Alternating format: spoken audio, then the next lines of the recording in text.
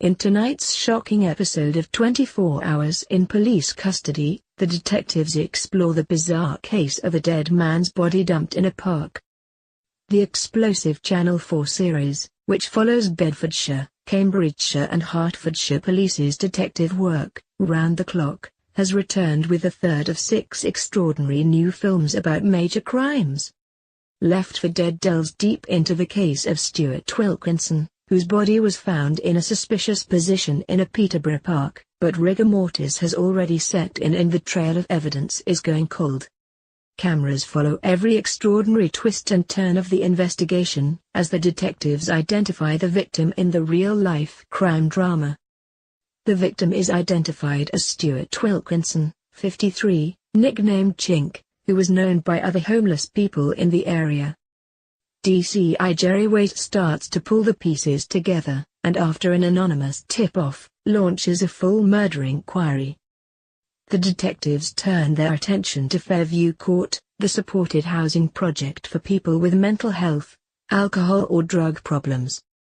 They speak to a night porter who witnessed a lady struggling to move a mobility scooter through the door with a pile of blankets.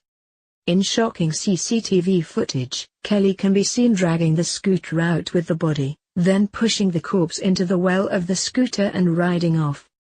DCI Waite says, if he's dead and he's still alive, surely she just phones an ambulance.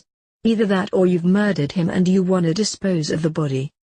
Suzanne Seagrave, officer from Major Crime Unit, arrests Kelly Almond at her flat before officers look for signs of foul play. One officer says it's the worst scene he's ever been into for needles, which are proving to be a massive problem. Kelly is taken to hospital, where she tells doctors that Stuart was already dead and confesses to taking him to the park to be found the next morning. Worried that she would be in trouble and possibly lose her council flat, she decided to borrow another friend's mobility scooter and dragged the body out. She's taken in for a police interview and denies killing her friend, who she warned about the dangers of heroin. Breaking down in tears, she says, I went to a friend of mine's and borrowed her electric scooter. I took hold of the sleeping bag with Chink in it and gently slid him down the stairs onto the electric scooter, just kept saying, I'm so sorry Chink, I wish I'd checked on you sooner, then none of this would have been happening, I wish I wasn't so self-involved. I was scared to lose my home and be on the streets and end up like Chinky. I know that sounds horrible. I'm so sorry. Kelly was charged with disposing a corpse by removing Stuart from her home address to a local park, in a manner likely to obstruct a coroner. She was also charged with intent to pervert the course of public justice, namely, moved the body of a deceased male from its place of death and failed to notify relevant authorities of the death, which had a tendency to pervert the course of public justice, contrary to common law.